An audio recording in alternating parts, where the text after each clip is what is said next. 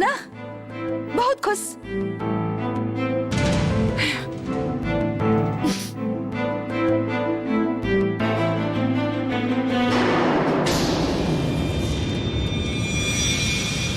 तोहर जैसन स्वार्थी लड़की हम आज तक नहीं खी देख ले। इस सब खातिर केकरा का कुछ करे की पड़ी। इसे तो के का मतलब अन्नपूर्णा, इतनी छोट सी लड़की इतनी स्वार्थी हो सकेली, ऐसा हम सोच भी ना सकत रही। अपन ऐसो आराम खातिर तो कुछ भी कर सकेलू, कुछ भी। हाँ।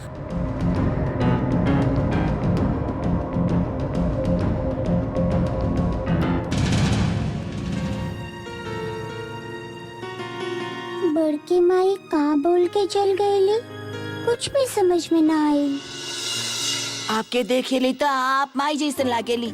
आप हमार मम्मी से भी अच्छी है। अब से हम आपके अपन माई कह के बोलाइब। हम आपके बेटा है ना। काहे कैसन रहल? बहुत खूब, बहुत अच्छा। तो कमाल ही कर देला। अरे तो हमरा खातिर ताली तो बजावा। और हमारा रिमोट कंट्रोल वाला कार कहाँ हो? मिली मिली मिली, सुना बेटा, सब मिली। तुझे एक्टिंग कैला है ना, कहीं ना कहीं तो हर बात सुन के हमके लागत रहे कि ओरे छोट सा लड़का। हमारा आँख तो आंसू से भर गयल रहे। हुई बोनी तोरे से हुई, समझला। एक दिन तू भी अपन मम्मी जैसे महान कलाकार बनबा, तब तू समझ पाएबा कि इमोशंस केकरा कहल जाला। आवा हमार गोदी में तनी प्यार कर दे। छोड़ो ना, बहुत भाई। अच्छा सुनो, एर बैठ। बाकी ए बार फाइनल एग्जाम हो, समझला ना बेटा। आप गलती एकदम मत करियो, ठीक है ना। तो कि हम जैसे जैसे सिखौले हैं वो सब बड़की मम्मी के सामने दोहरावे के हो, ठीक है ना। एक भी गलती ना होके के चाहिए। तोहार एक्टिंग देख के दीदी फूट फूट कर रोवे लगे और तोहरा से कहे कि बोनी बोनी आज से तू ही हमार बड़ बेटा बड़ा। हम अपन पूरा संपत्ति तोहर नाम पर करके बुढ़ापे में तीर्थ यात्रा करे चल जाए। बाकी बोनी सावधान रही हो, तो के ये सब हम सिखा के भेजले हैं। ये कौनो भी हालत में दीदी के समझ में ना आवे की चाहिए। और यदि समझ में आ गई था सब कुछ गड़बड़ हो जाए। समझ गई। हम इतना बुद्धू थोड़ी के ना है। हमके इतना समझावे की जरूरत नहीं के नो टेंशन, हम सब कुछ फिट कर दे। हमार सोना मोना बेटा, हम तो के ट्रेनिंग दे के तैयार करवले हैं। ये जब तुम्हारे पापा के पता चली ना तो वो एकदम चौंक जाइए बनी। ये अकाउंट तो हम जिंदगी भर मैच ना कर पाई। बहुत बुरा तरह फंसा देले बड़े हमके भैया। पैसा भैया के और हिसाब हम रखी, बाकी हमके कुछ ना मिली।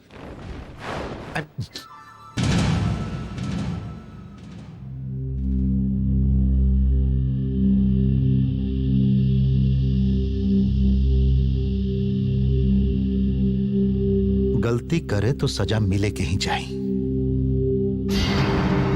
यह नियम है। लोग समझेलन की गलती करके छिपा के रख ले और केहू के पता ना चली। ऐसा कबो होला का? कबो ना होला। एक ना एक दिन तो गलती सामने आ ही जाला।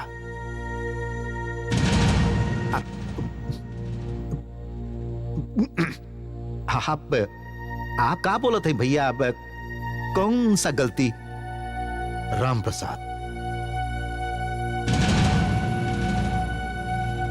प्रसाद के बारे में बोलत है।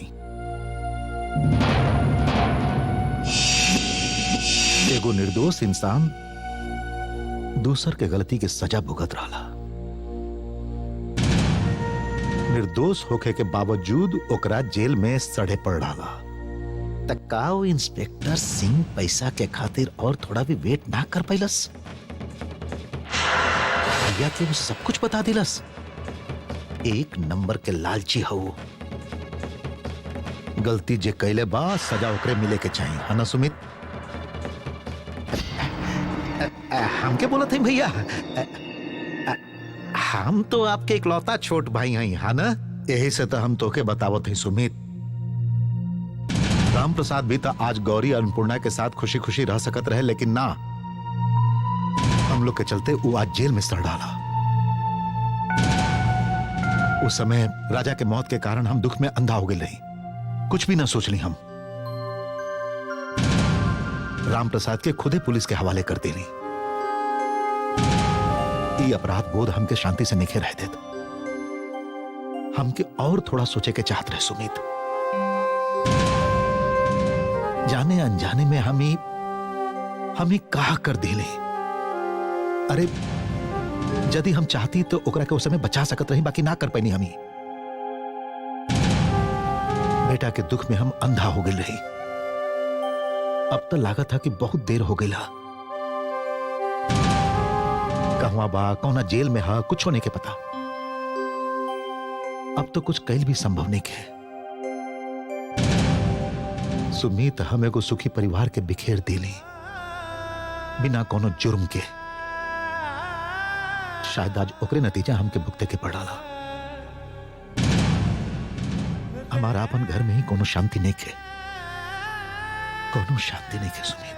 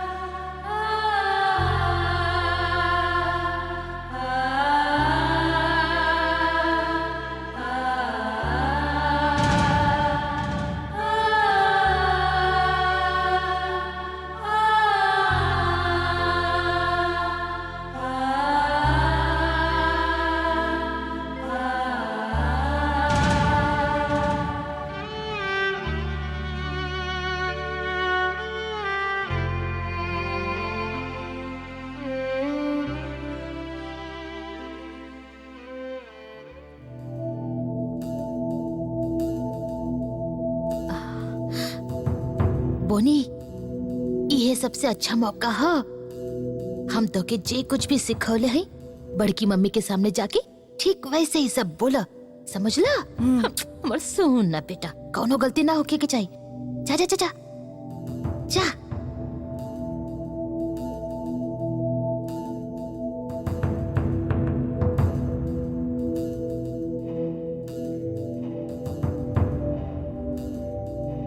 बड़की मम्मी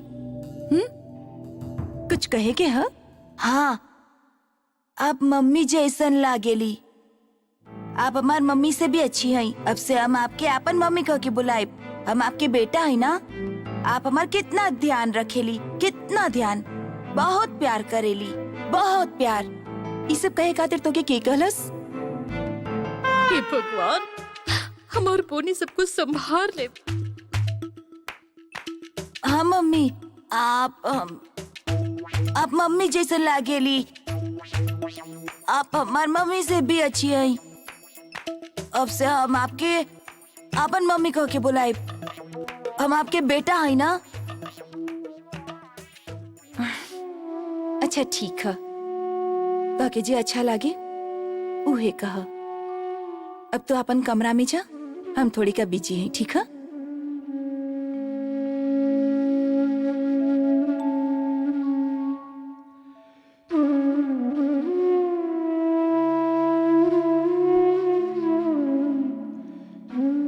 चलो।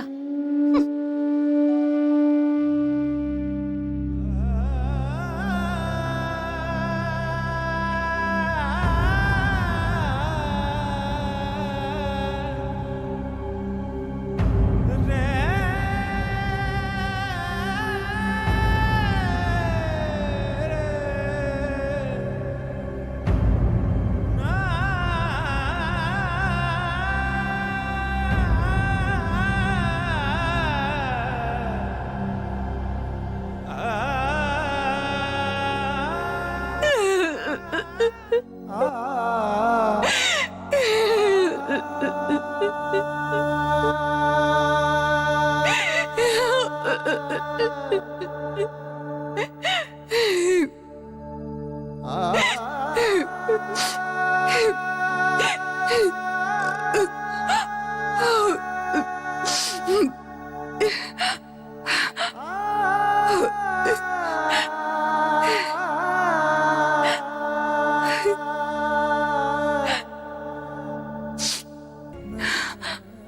बड़की माई, बाबू साहेब हमार जन्मदिन के बारे में बात करत रहन ना।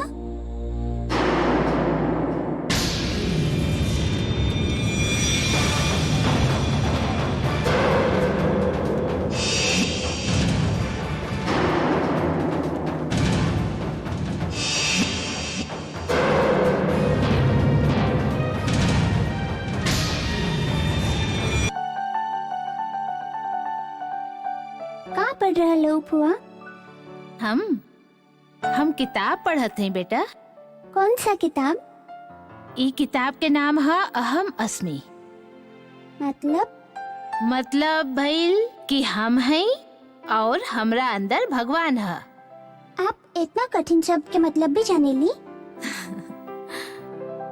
हम जब तोहरा जितना छोट रही तो हमके भी ना आवत रहे, बाकी जब धीरे धीरे बड़ भइली तो सब कुछ समझे लगली। वैसे ही तू भी समझे लगबू। फुआ, हमके कुछ बात के मतलब समझ ना आ रहल है। कौन सा बात बेटा?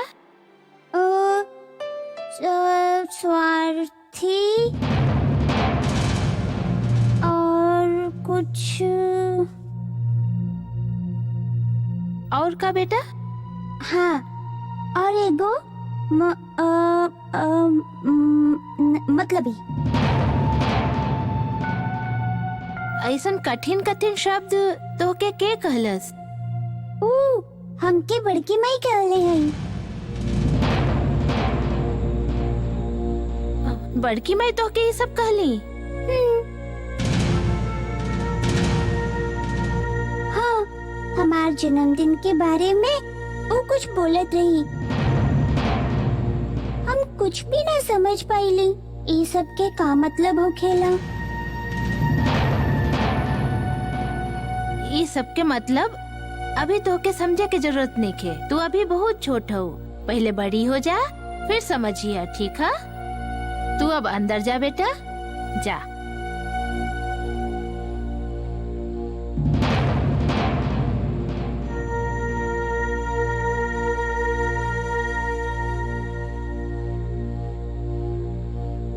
चंचला, हाँ। आज कचौड़ी बनी है। काहे भौजी? आभा बिटिया के तो एकदम कचौड़ी पसंद नहीं खे। जे कह रहा ही उहे कर। इतना पूछताछ काहे कर रहा हो? भैया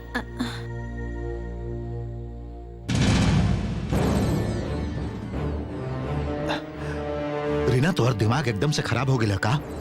तू अन्नपूर्णा के स्वार्थी कहलू? वो खाली अपना बारे में सोचेली ऐसन कहलू? वो तो आपके पास शिकायत पहुंच चुकल है। बेवकूफ के जैसन बात मत करा। तू जे ओकरा बोललू ओकर मतलब भी ओकरा नहीं के पता। दीदिया के पास वो मतलब पूछे गई रही, हम तो खाली पीछे से सुननी। अन्नपूर्णा बहुत ही समझदार लड़की है। यदि ओकरा मतलब पता हुई तो वो केहू के कुछ ना बोली, सब बात अपना मन में रख ली। बाकी हमके तोहरा बारे में सोच के ताज्जुब हो रहा कि तोहार समझदारी कहाँ गई। इतना घृणा इतना छोट सी बच्ची के अंदर जितना समझदारी बा उतना तोहरा में भी नहीं खे। दिन पर दिन तू इतना कठोर काहे हो जा रहा हो? इतना बदल गई हो कि हम अपन रीना के पहचान भी ना पा रहा रीना के। और अब हम पहचानल भी नहीं की चाहत। लाज आवेला हमके तो के अपन पत्नी कह में।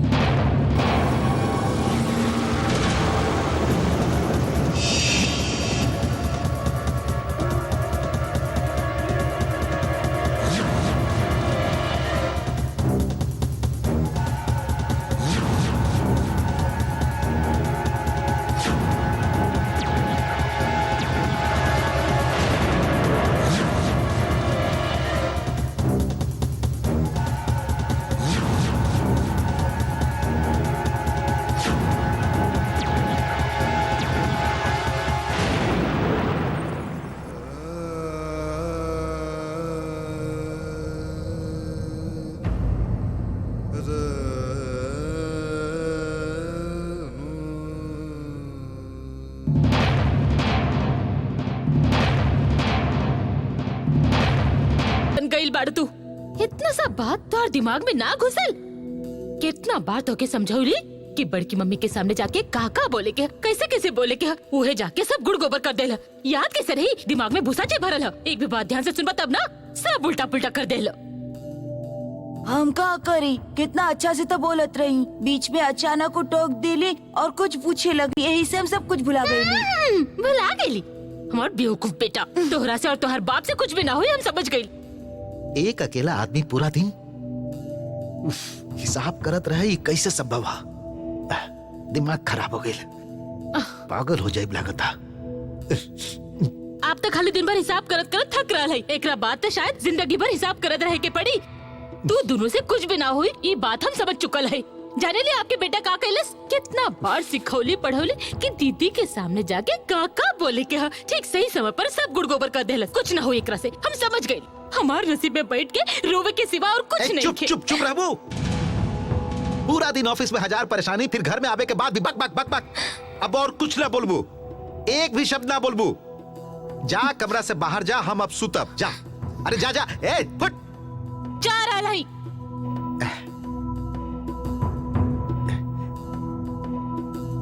जैसन माँ के बुद्धि वैसने बेटा के भी। अरे बाप रे, सुतब अब।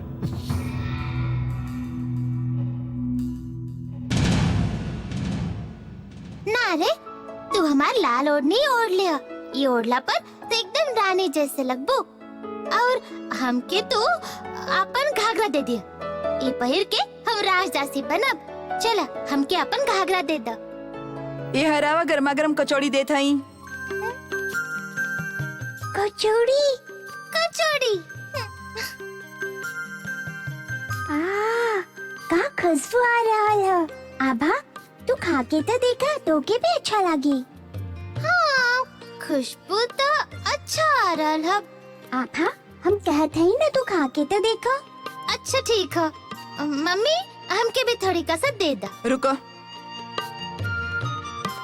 बिना हाथ धोले ना खइबू। कमरा में जा, साबुन से हाथ धो के कहिए, ठीक है? जा, ठीक से गिरी हमत।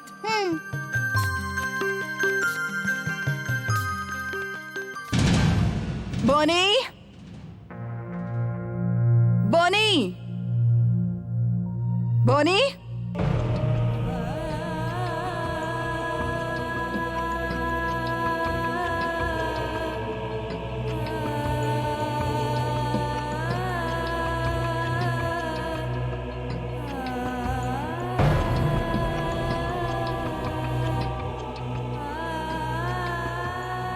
बोलावत रहो बड़की मम्मी। बोलावत रही। तोहरा खातिर कचौड़ी बनौले ही, गर्मा गर्म, खास करके तोहरा खातिर। ल